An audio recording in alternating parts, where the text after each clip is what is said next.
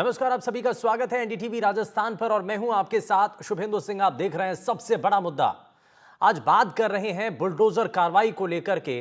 दरअसल अजमेर में एडीए के द्वारा जब बुलडोजर कार्रवाई की गई और एक डॉक्टर कुलदीप शर्मा के घर पर यह बुलडोजर एक्शन लिया गया तो यह विवाद बढ़ता चला गया। दरअसल डॉक्टर गरिमा दरगढ़ और उनके मासूम बेटे ने दर्द भरी आपबीती कैमरे पर बताई। डॉक्टर दंपति अस्पताल गए थे, पीछे से अजमेर विकास प्राधिकरण की अतिक्रमण जो टीम है उसने आकर के अतिक्रमण विरोधी जो टीम है उसने आकर के बच्चे को धक्के मारकर उसके घर से बाहर निकाल दिया और मकान पर बुलडोजर चला दिया। बच्चे का आरोप है कि उससे और डॉक्टर पिता से मारपीट की गई और पूरा परिवार इस वक्त सदमे में आ गया।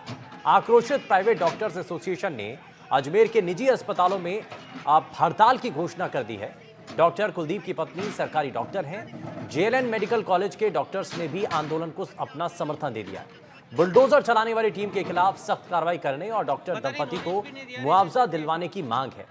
डॉक्टर्स एसोसिएशन और राजस्थान ब्राह्मण महासभा के बैनर तले जिला कलेक्ट्रेट, संभागीय आयुक्त कार्यालय और एडीए पर प्रदर्शन किया गया और साथ ही साथ इस दौरान न सिर्फ हर कोई इस एडीए की कार्रवाई पर सवाल उठा रहा है बल्कि कार्रवाई को राजनीतिक दुर्भावना से प्रेरित बताकर सीएम अजला शर्मा और विधानसभा स्पीकर वासुदेव देवनानी से शिकायत भी की गई है।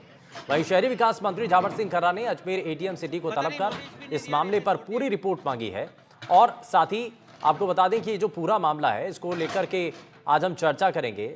आज सवाल यही है कि डॉक्टर का जो घर तोड़ दिया है, आखिर ये बुलडोजर चलाने की जरूरत क्या थी, इतनी जल्दबाजी इसमें क्यों की गई, सुप्रीम कोर्ट के मनमानी बुलडोजर कार्रवाई के खिलाफ आदेश की पालना क्यों नहीं की गई, डॉक्टर दंपति और उनके नाबालिग बच्चों के मानवाधिकारों का हनन क्यों किया गया, जिम्मेदार और दोषियों पर कार्रवाई आखिर कब होगी, आज चर्चा इसी पर करेंगे। लेकिन सबसे पहले जरा कुछ रिएक्शंस आपको दिखाते हैं। मुझे और मेरे भाई को धक्का मार के निकाल दिया था और फिर उन्होंने मुझे मारा था जोर जोर से और मेरे पापा को भी मार दिया था। आपका क्या क्या दब गया? हमारे बुक्स दब गई, हमारे खिलौने दब गए और हमारे कपड़े दब गए। हम रात को मेरे रूम में सोए, मम्मी पापा के और फिर मुझे बहुत डर लग रहा है। हमने कहा आप जमीन तो ले लोगे लेकिन जो मकान बना के हम रह रहे वो कहाँ जाएगा? तो हमें जमीन नहीं चाहिए, हमें जमीन चाहिए, हमें पैसे नहीं चाहिए। पैसे आप रखिए और हमें हमारी जमीन पे, हमारे मकान में सुख शांति से रहने दीजिए, क्योंकि अब मकान को हम इधर उधर हिला तो सकते नहीं कि आप जमीन के पैसे हमें दे दोगे और आप है ना हमसे ये मकान ले लोगे। इसलिए हमने कहा आप हमें कोई पैसे ना दे, हमने पैसे रिफंड कर दिए, उनको नोटिस दिया कि हमें किसी प्रकार की राशि नहीं चाहिए, आप हमें हमारे मकान में शांति से रहने दें। पर उन्होंने अपनी खुंदस निकालने के लिए हमें एडीए के जेईएन ने ये बोला, एडीए कभी भी आपसे बेचा हुआ प्लॉट वापस ले सकती है। मैंने कहा क्या 4 साल बाद भी ले सकती है? बोले 20 साल बाद भी एडीए वापस ले सकती है। एडीए के ऊपर कोई नहीं है। एडीए जो है वो कभी भी नियम बना सकता है, बदल सकता है। एडीए कुछ भी कर सकता है और हम आपका प्लॉट भी तोड़ सकते हैं। और ऐसा नहीं है कि इससे पहले कोई बुलडोजर कार्रवाई नहीं हुई हो, लेकिन इतनी जल्दबाजी में बुलडोजर कार्रवाई का मतलब क्या है ये जरा जानेंगे। लेकिन इसमें दरअसल अजमेर में नगर निगम के डिप्टी मेयर नीरज जैन और बीजेपी शहर अध्यक्ष रमेश सोनी ने अजमेर विकास प्राधिकरण की कार्यप्रणाली पर सवाल उठाए हैं। उनका क्या कहना है जरा सुनवाते हैं आपको। आज हमारा पार्टी का एक शिष्टमंडल जिसमें हमारे सभी सम्मानीय वरिष्ठ जो नेतृत्वगण हैं, माननीय राज्य सरकार में पूर्व मंत्री रहे सोनग्रा साहब, एडी के हमारे पूर्व चेयरमैन माननीय धर्मेश जी और शिवशंकर हेड़ा जी, हमारे पूर्व जिलाध्यक्ष माननीय डॉक्टर हाड़ा साहब, माननीय अरविंद जी, हमारे उप महापौर जी और हमारे समस्त मंडलाध्यक्ष और जिले के पदाधिकारी आज इस विषय में कलेक्टर साहब से मिलने आए और इस विषय को उनके संज्ञान में ला करके कि जो घटनाक्रम पूरा हुआ वो बड़ा दुर्भाग्यपूर्ण था। इस बात की स्वीकारोक्ति जिलाधीश महोदय ने भी की कि जो भी घटनाक्रम रहा वो निश्चित रूप से खेदजनक था, ये नहीं होना चाहिए। उन्होंने इस बात को एडमिट किया और आज हमने इस शिष्टमंडल के माध्यम से उनसे मांग रखी कि जो दोषी लोग हैं उनके विरुद्ध जो है कड़ी से कड़ी कार्रवाई की जाए। इस पूरे प्रकरण की उच्च स्तरीय जांच करवा करके इसमें जो भी अधिकारी कर्मचारी दोषी है उन पे कार्रवाई हो और डॉक्टर कुलदीप शर्मा पे जो झूठा मुकदमा उनके बच्चों का नाम डाल करके किया गया है कि जो बच्चे अकेले घर में थे जिनको धक्का दे करके बाहर निकाला उनके खिलाफ भी मुकदमा दर्ज किया गया है। ये बड़ा निंदनीय कृत्य एडीए के उन कर्मचारियों द्वारा किया गया है जो कि अपने को बचने के लिए इस प्रकार का उन्होंने वो कृत्य किया है। बच्चों का नाम डालना और जो वहाँ पर मौजूद उनकी पत्नी वहाँ नहीं थी जो कि हॉस्पिटल में थी, उनका खिलाफ मुकदमा दर्ज कराना ये निंदनीय कृत्य है। इस पूरे प्रकरण की जांच की मांग हमने जिलाधीश महोदय से की है और जिलाधीश महोदय क्योंकि चेयरमैन भी है, उनके अधिकारी कर्मचारी क्लियर हैंड से साफ दिल से उन्होंने मुकदमा दर्ज नहीं कराया, कार्रवाई नहीं की, उन पर भी कार्रवाई करने की मांग हमने आज उनसे की। वहीं दूसरी तरफ इस मामले को लेकर के डॉक्टर एसोसिएशन के लोग भी अब सड़कों पर आए और उन्होंने भी इस मामले को लेकर के अपना विरोध जाहिर किया। अब इस मामले पर जब वहीं दूसरी तरफ मंत्री झावर सिंह खर्रा से हमने बातचीत की, उन्होंने क्या कहा है जरा वो भी आपको दिखाते हैं। अजमेर में कल जो प्रकरण हुआ उसमें मैंने अजमेर विकास प्राधिकरण से भी रिपोर्ट मांगी है और जिला कलेक्टर अजमेर से भी बात की है और जिला कलेक्टर के मार्फत अतिरिक्त जिला कलेक्टर शहर के से इस पूरे प्रकरण के एक एक बिंदु की जांच करवाकर जांच रिपोर्ट अतिशीघ्र भिजवाने के लिए कहा है। ये दोनों रिपोर्ट आने के बाद राज्य सरकार के स्तर पर उसका विचार करके उचित निर्णय लिया जाएगा और जिस भी स्तर पे जिस भी अधिकारी या कर्मचारी की गलती हुई है उसके खिलाफ विधि अनुसार कार्रवाई की जाएगी। डॉक्टर साहब की पत्नी को यहाँ 8 घंटे बैठाए रखा और उसका नतीजा कुछ नहीं हुआ। रात को 11 साढ़े 11 बजे हमारी FIR दर्ज होती है। उसके तुरंत बाद प्रशासन की ओर से रात को करीब 1 बजे ऐसो क्रॉस में FIR दर्ज होती है। उसी घटना को हमें न्याय के आधार नहीं समझते हुए हमने यहाँ ये ज्ञापन जो चस्पा किया है। सुदामा जी, ये जो सारा घटनाक्रम हुआ उसमें अब आपके संगठन का क्या रोल रहेगा, क्या आपकी रणनीति रहेगी? हमारी रणनीति जो हमारी कोर कमेटी तय करेगी उसको आगे बढ़ाएंगे, लेकिन ये बात तय है कि हम चुप रहने वाले नहीं है।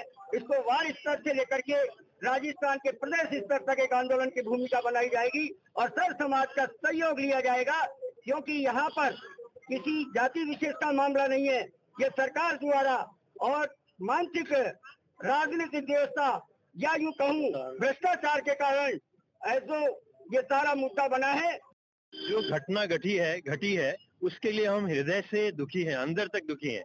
अनफॉर्चुनेटली इस शहर में कोई भी व्यक्ति अपने घर में सेफ नहीं है और वो भी व्यक्ति जो पूरे शहर को अपनी सेवाएं देता है, पूरा शहर उसकी काबिलियत का कायल है, उसके बावजूद उसके पीछे से उसके बच्चों के आंखों के सामने से उनका घर तोड़ दिया जाता है। उनकी किताबें, उनका लैपटॉप, उनका मोबाइल, उनका आईपैड वगैरह सब मलबे में दब जाता है। बच्चे चीखते चिल्लाते रहते हैं, लेकिन इन निर्दयियों को कोई शर्म नहीं होती, इनके ऊपर जरा सी भी दया नहीं आती। वो बेचारा आकर डॉक्टर कहता है कि अरे क्या कर रहे हो, तो उसके साथ हाथापाई होती है, उसके कपड़े फाड़ दिए जाते हैं, उसके ड्राइवर के कपड़े फाड़ दिए जाते हैं, उनको मारा पीटा जाता है और इल्जाम लगाया जाता है कि उस निहत्थे डॉक्टर ने उन 20-25 पुलिस वाले जिनके हाथ में मोटी मोटी लाठियां थी उनके ऊपर उस निहत्थे डॉक्टर ने हमला किया। अब सोचिए कि मूर्खता की हद और इस तरह की जो बातें हुई हैं उनका हम क्या जवाब दें, मुझे नहीं समझ में आता। तो सवाल यही कि बुलडोजर कार्रवाई की आखिर इतनी जरूरत क्या आन पड़ी थी और क्यों आखिर जल्दबाजी में आकर के इतना बड़ा एक्शन लिया गया, और वो भी तब जब वहां पर छोटे छोटे बच्चे मौजूद थे, उनको आपने धक्का दिया गया। FIR के अंदर उन छोटे बच्चे जो हैं उनका भी आपने नाम शामिल किया है, तो इसके पीछे की वजह क्या है? क्या कोई और दूसरा कारण इसमें नजर आता है? क्या चीजें हैं जरा समझने की कोशिश करते हैं और बुलडोजर कार्रवाई के लिए जो गाइडलाइंस तय की गई हैं उसके बारे में भी हम बात करेंगे। जरा जल्दी से कार्यक्रम को आगे बढ़ाते हैं। सबसे पहले आज के खास पैनल से आपको मिलवा देते हैं। हमारे साथ professor associate professor JLN medical college से डॉक्टर गायत्री दरगढ़ जी कार्यक्रम में है। गायत्री जी, बहुत स्वागत है आपका। हमारे साथ पूर्व RPS अधिकारी योगेंद्र कुमार जोशी जी कार्यक्रम में जुड़ चुके हैं। योगेंद्र जी, बहुत स्वागत है आपका। हमारे साथ अजमेर से एडवोकेट डॉक्टर योगेंद्र ओझा जी कार्यक्रम में जुड़ चुके हैं। योगेंद्र जी, बहुत स्वागत है। और पूर्व डायरेक्टर JDA के HS संचेती जी हमारे साथ कार्यक्रम में जुड़ चुके हैं। सबका बहुत स्वागत है NDTV राजस्थान पर। लेकिन शुरुआत में गायत्री जी आपसे कर रहा हूँ, ये क्या हुआ था, कैसे हुआ था, और जब ये घटना हुई तो उस वक्त कौन कौन लोग घर पर थे? सर, जब ये घटना हुई तब मैं अपनी ड्यूटी पर गई हुई थी। मेरे पति भी अस्पताल में अपना काम कर रहे थे और बच्चे घर पर अकेले थे, एक 7 साल का बच्चा और एक 12 साल का बच्चा। और 1 बजे के आसपास अचानक मेरे पास पड़ोसियों का फोन आया कि आपके बच्चे सड़क पर खड़े रो रहे हैं, आपके यहाँ पुलिस आई हुई है। तो मुझे लगा ऐसा क्या हो गया अचानक से। मुझे लगा पता नहीं, बच्चे जोर जोर से रोते रोते फोन पे बोल रहे थे मम्मा तोड़ दिया, मम्मा तोड़ दिया। तो मुझे लगा हो सकता है आपस में कोई खिलौना तोड़ दिया होगा उन्होंने। लेकिन फिर जब मैं वहां से गई, मैंने अपने हस्बैंड को फोन किया कि आप भी वहां पहुंचो, और मैं भी पहुंच रही हूँ। और जब मैं वहां पहुंची तो मैंने देखा मेरा पूरा घर ऑलमोस्ट टूट चुका था। पूरा जो सामान था, जो मेरा लैपटॉप था, जो बाकी जो भी चीजें थी, वो सब उन्होंने पूरे मलबे में दबा दी थी। बच्चे, मेरे को एक बार जाके एकदम से ऐसा लगा कि मेरे बच्चे कहाँ हैं, कहीं इधर जेसीबी चल रही है उसके नीचे तो नहीं आ गए, क्योंकि वो उधर ही थे। तो मैं देखने के लिए इधर उधर गई तो मेरे साथ हाथापाई की, बोले आप राजकारी में बाधा डाल रहे हो। मैंने कहा मेरे को अपने बच्चे देखने कहाँ है, और मुझे ये भी नहीं पता था कि ये लोग कौन है। मुझे लगा ये कोई लोकल गुंडे हैं जो आकर मेरा घर तोड़ रहे हैं, क्योंकि इन्होंने हमें कोई नोटिस नहीं दिया था, कुछ भी नहीं किया था। अगर नोटिस दिया होता तो हमें पता होता कि एडी आने वाला है। अच्छा, हम क्या एटलीस्ट क्या अपना गायत्री valuable जी, सामान इसके बारे निकाल में लें। आपको कोई पता था कि भाई कोई एडीए के द्वारा कोई इस तरीके की कार्रवाई होगी, जैसा आप कह रहे हैं कि कोई नोटिस नहीं दिया था, तो कोई इससे पहले कभी चर्चा थी कि भाई ऐसा कुछ मामला है? बिल्कुल बिल्कुल भी आइडिया नहीं था, हम्म। बिल्कुल भी आइडिया नहीं था। और अगर थोड़ा भी पता होता तो हम बच्चों को अकेले छोड़ के ड्यूटी कभी नहीं जाते। इस तरीके से जो बच्चों को धक्का मुक्की करी, बाहर निकाला, उनको वो डांटा है, धमकाया है, वो सब मैं कभी नहीं होने देती। मैं अपने पे कोई भी बात आ जाए, लेकिन बच्चों पर कभी कोई बात इंसान बर्दाश्त नहीं करता। बिल्कुल। उसके पहले एडीए ने हमें कहा था कि हम आपको राशि रिफंड कर देते हैं और आप जमीन हमें वापस दे दो। 2-1 महीने पुरानी बात है, तो हमने कहा हम राशि रिफंड नहीं लेना चाहते हैं। हमने रिटर्न में एडीए को दिया, हमने वकील के थ्रू नोटिस दिया, और कोर्ट केस होने ही वाला था। इसी बीच इन्होंने सारा कानून अपने हाथ में लेते हुए ऐसी द्वेषपूर्ण कार्रवाई की, और हमें कोई नोटिस नहीं दिया। कम से कम 24 घंटे पहले हमें बेदखली का नोटिस तो दे देते कि हम ये तोड़ने वाले हैं, तो हम बच्चों को और सामान को तो सेफ कर लेते।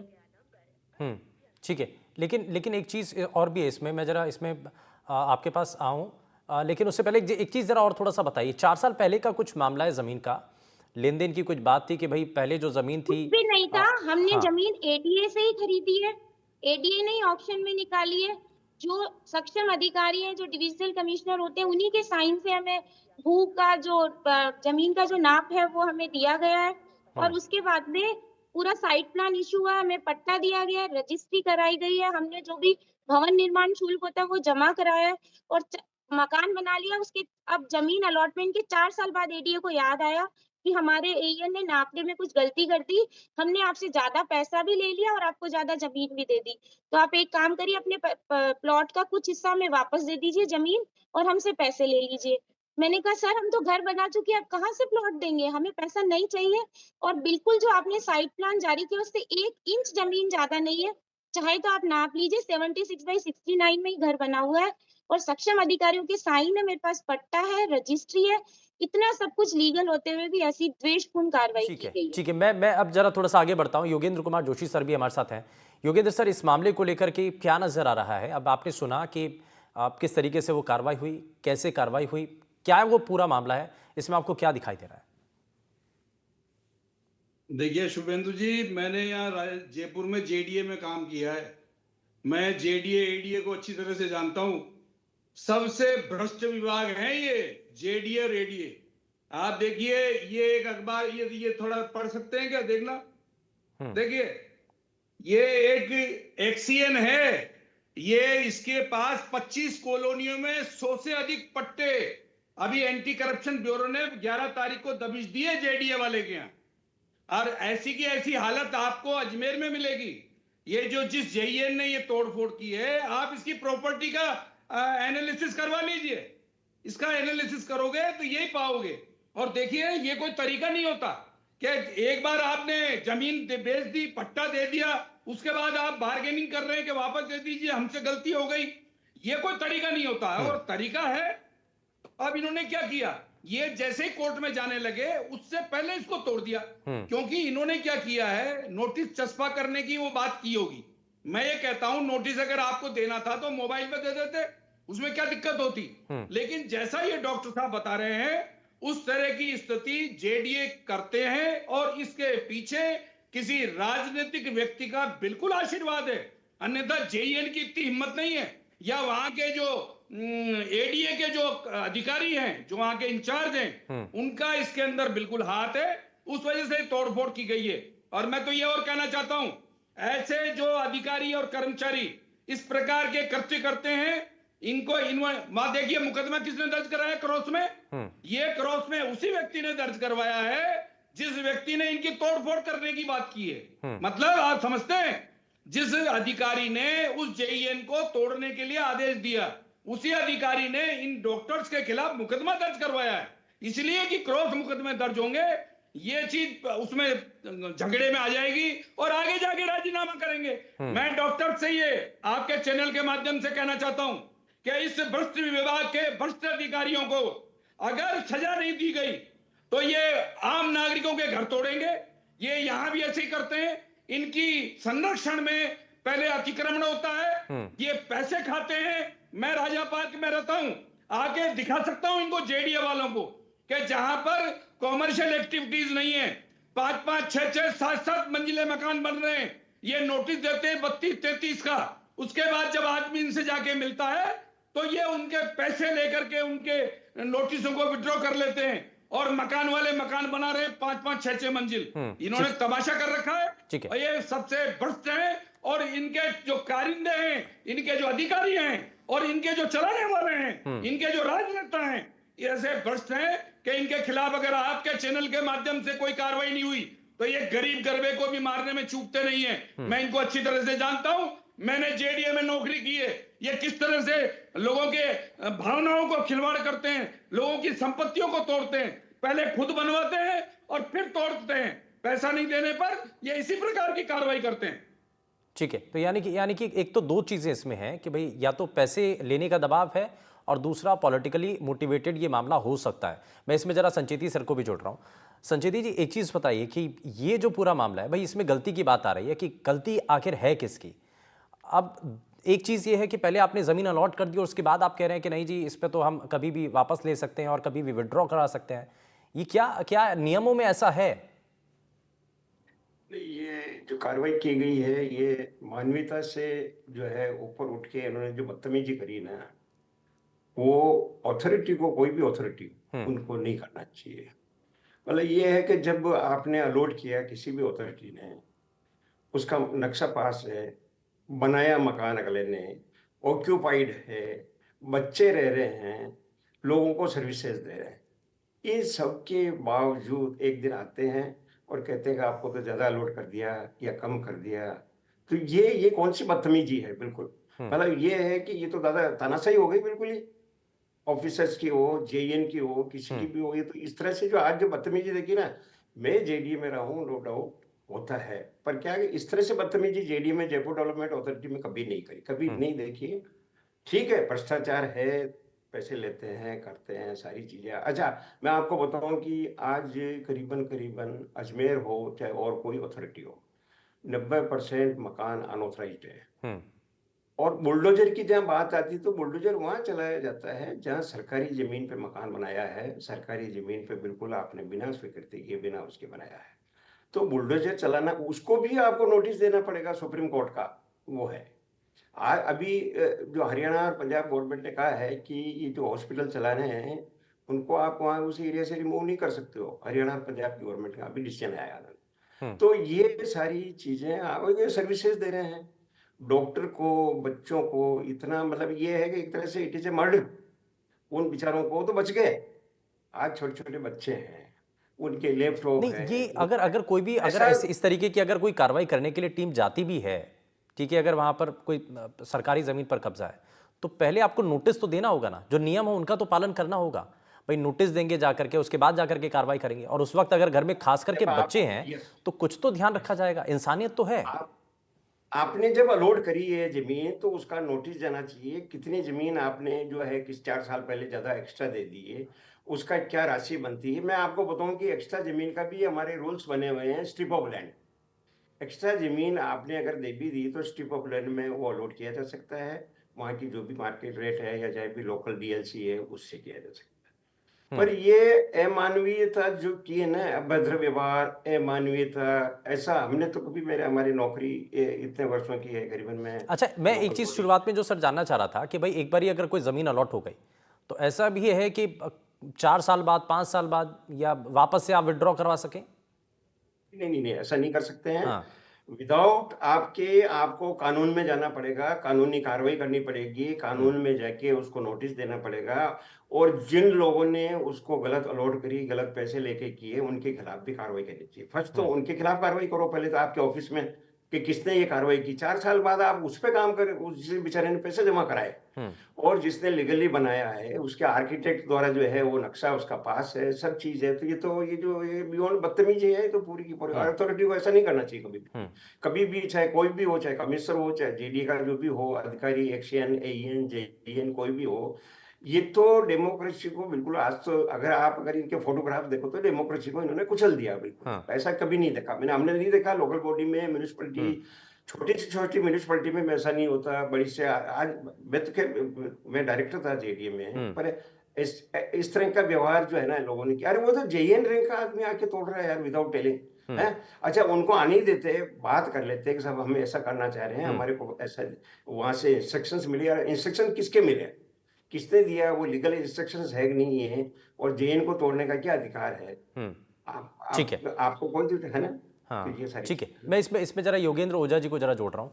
योगेंद्र जी, आप ये इस तरीके से अगर जो मामला, और देखिए आपने एक बड़ा जोशी सर ने बड़ी वाजिब बात की कि इसमें क्रॉस एफआईआर की गई है ना, तो इसका कितना इम्पैक्ट रहता है केस पर और पीड़ित पक्ष के पास, क्योंकि अब ये जो पूरा मामला सामने है उनके लिए क्या अभी आगे का रास्ता होगा? सबसे पहले तो जो पीड़ित पक्ष के ऊपर मुकदमा दर्ज किया है वही गलत है। एक माइनर के ऊपर आप राज कार्य में बाधा पहुंचाने का एक मुकदमा दर्ज करते हैं, वही गलत है। दूसरा, जो खुद डॉक्टर साहब हैं गायत्री जी, वह खुद एक गवर्नमेंट सर्वेंट है। डॉक्टर हमारे यहाँ के जेएलएन हॉस्पिटल सबसे बड़ा जो है उसकी डॉक्टर हैं, वह खुद उस समय ड्यूटी पे थी। तो क्या एक ड्यूटी पे जिसको मालूम पड़े कि मेरा घर टूट रहा है, उस घर के अंदर 2 छोटे-छोटे 7 साल का और एक 9 साल का बच्चा बैठा है जो पढ़ाई कर रहा है, उसको वो बचाने जाएगी तो वो ये सोचेगी कि मैं क्या करने जा रही हूं। सबसे पहली बात तो आपने इनलीगल रूप से तोड़ा है। जो पूरी कार्रवाई जो हुई है अभी तक, जो जितने भी यहाँ बैठे हैं आपके पैनल में, उन्होंने बहुत अच्छी बातें बताई है कि इस भ्रष्ट डिपार्टमेंट के अंदर किस तरीके से कार्य हो रहे हैं।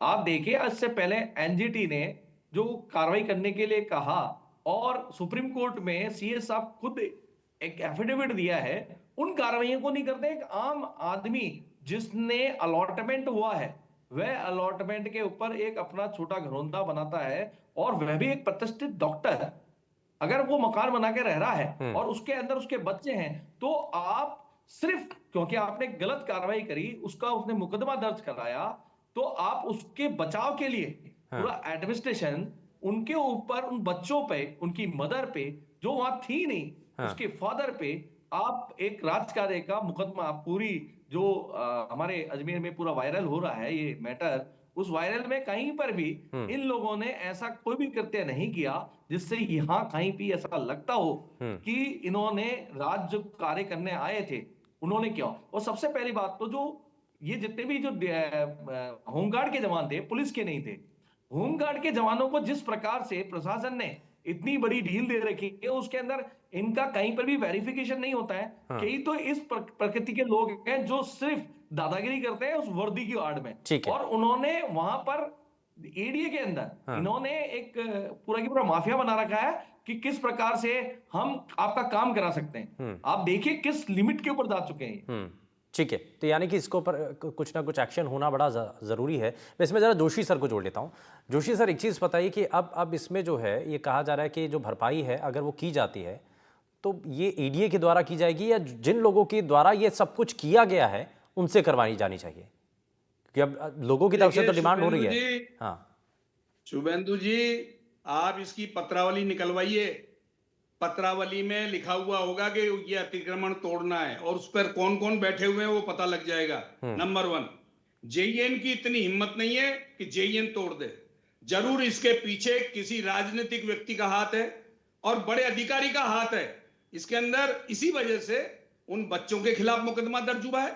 और मैं ये कहना चाहता हूं, ये जभी आपके चैनल की ये जो खबर है ये तभी फुलफिल होगी, तब इस डॉक्टर के जितना नुकसान हुआ है उतना नुकसान कोई चाहे न्यायालय दिलवाए या राज्य सरकार दिलवाए, इसको पूरा की पूरी कीमत इसको मिलनी चाहिए। और ये मैं बता दूं आपको, अगर इन डॉक्टर को ये प्रताड़ित होने का, ये तंग होने का और ये नुकसान का अगर भरपाई नहीं हुई, तो ये मैं आपको कह दूं कि इसके अंदर राज्य सरकार शामिल मिलेगी आपको और यहाँ के नुमाइंदे शामिल मिलेंगे अगर कोई मदद नहीं करते हैं तो।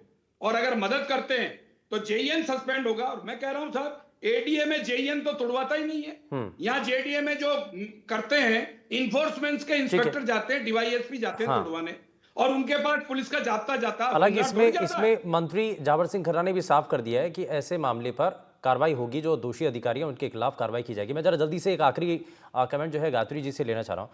गायत्री जी, थोड़ा सा बताइए अभी क्या परिस्थिति है इस वक्त, घर में क्या चल रहा है? क्योंकि बच्चे को भी हमने सुना, वो बता रहा है कि उसके खिलौने, वो सामान था, उसने सब कुछ अपनी आंखों से देखा, वो ट्रॉमा उसके जहन से निकला है क्या? बच्चे तो बहुत डरे हुए हैं, लेकिन हमें जो एडमिनिस्ट्रेशन है उन्होंने आश्वासन दिया है कि वो जल्दी दोषियों को निलंबित करेंगे और हमें भरपूर न्याय दिलाने की कोशिश करेंगे। ठीक है। तो अब हम इस उम्मीद के साथ और इस आशा के साथ एडमिनिस्ट्रेशन पर विश्वास कर रहे हैं कि हमें जल्दी न्याय मिलेगा और उम्मीद करते हैं कि शायद मुआवजा भी मिल जाए, पर बाकी तो क्या होता है क्या नहीं होता है ये वक्त ही बताएगा। ठीक है, और हमारी भी कोशिश यही थी कि जो असल तस्वीर है वो सभी के सामने आ सके। खैर, बहुत शुक्रिया सभी खास मेहमानों का कार्यक्रम में शामिल होने के लिए, अपना कीमती समय देने के लिए। लेकिन बुलडोजर कार्रवाई को लेकर के सवाल है, क्योंकि जिस तरीके का एक्शन लिया गया, अब सवाल हर कोई ये पूछ रहा है कि आखिर ये बुलडोजर क्यों चलाया गया। यार रुकने एक छोटे से ब्रेक के लिए, आप कहीं मत जाएगा, बने रहिए एनडीटीवी राजस्थान के साथ। नमस्कार।